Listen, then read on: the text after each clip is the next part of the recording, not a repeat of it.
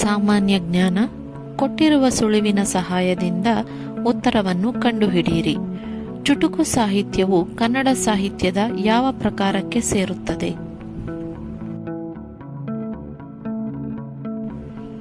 ಉತ್ತರ ಕಾವ್ಯ.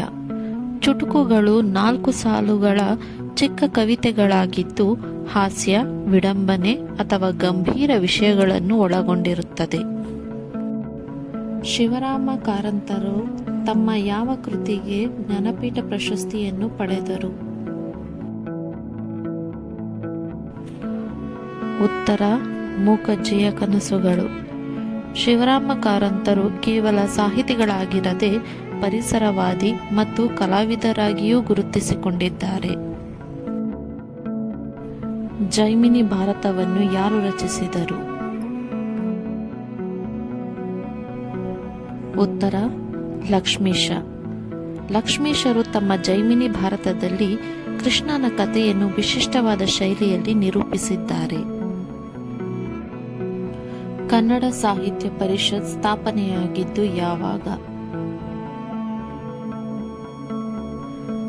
ಉತ್ತರ 1915. ಕನ್ನಡ ಭಾಷೆ ಮತ್ತು ಸಾಹಿತ್ಯ ಬೆಳವಣಿಗೆಗೆ ಕನ್ನಡ ಸಾಹಿತ್ಯ ಪರಿಷತ್ತು ಮಹತ್ವದ ಕೊಡುಗೆಯನ್ನು ನೀಡಿದೆ.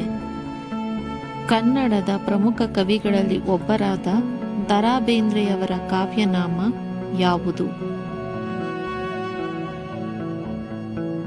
ಉತ್ತರವನ್ನು ಕಮೆಂಟ್ ಮಾಡಿ ತಿಳಿಸಿ.